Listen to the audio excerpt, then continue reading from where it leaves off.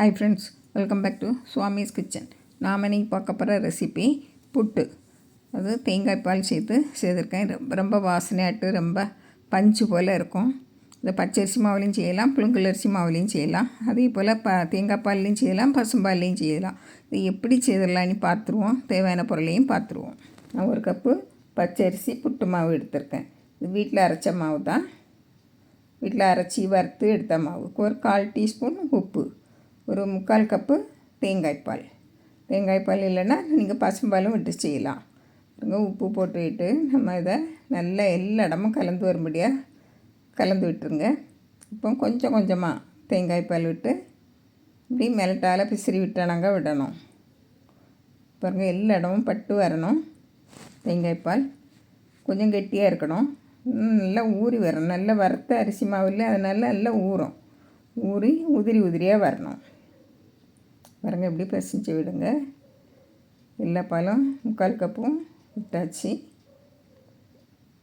ஒவ்வொரு அரிசி மாவுகளும் ஒவ்வொரு விதத்தில் இழுக்கும்.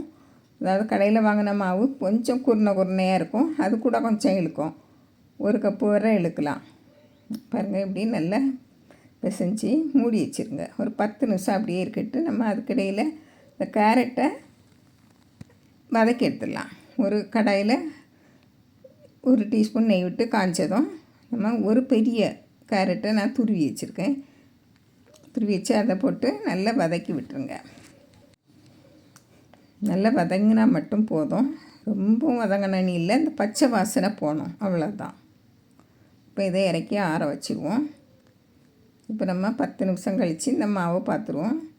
கொஞ்சம் நல்லா ஊறி வந்திருக்கோம்.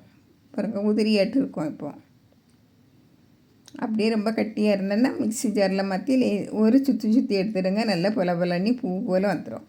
இப்போ இதில் நம்ம வதக்கி வச்சுருந்த கேரட் துருவலை போட்டு இன்னும் கை ரொம்ப அழுத்தி பசியாமல் அப்படி உதிரியாக பசிஞ்சு விட்டுருங்க. பாருங்க, இப்படி இருக்கணும், பூ போல் இருக்கணும் மாவு. இப்போ நான் ஒரு கப்பு தான் எடுத்திருக்கேன். உங்களுக்கு இட்லி தட்டிலையும் வச்சு வேக வைக்கலாம், கப்புலேயும் வேக வச்சிடலாம். உங்களுக்கு புட்டு மேக்கர் இருந்ததுன்னா அதுலேயும் நீங்கள் வச்சு எடுத்துக்கலாம். கப்பில் முதல்ல தேங்காயை போட்டு அதுக்கு மேலே மாவுகளெல்லாம் போட்டு நம்ம லாஸ்ட்டில் தேங்காயை வச்சு லேசாக அழுத்தி விடணும். ரொம்பவும் அழுத்தி விடக்கூடாது. அழுத்தி விட்டு அதுக்கு மேலேயும் தேங்காயை போட்டு நம்ம இட்லி தட்டில் எண்ணெய் தடவி வச்சுட்டு அதில் கமத்தி வச்சுட்டா போதும். பாருங்கள், தட்டி எடுத்தால் அழகான புட்டு சைஸில் வந்துடும். இதே போல் பாருங்கள், முதல்ல தேங்காய் போட்டு கொஞ்சம் அழுத்தி விட்டுருங்க. அழுத்தி விட்டுட்டு 2வது மாவு போடணும். அழுத்தாமல் விட்டுருந்தீங்கன்னா தேங்காய் உதிர்ந்து வந்துடும். இப்போ மாவை போட்டுவிட்டு லேசாக கொஞ்சம் அழுத்தி விடணும், ரொம்பவும் அழுத்தி விட வேண்டாம். ஏன்னா இதை நிறச்சி வச்சுக்கிட்டு அதுக்கு மேலே தான் நம்ம தேங்காய் போடணும். பாருங்க, லேசாக அழுத்தி விட்டுருங்க. லேசாக போதும்.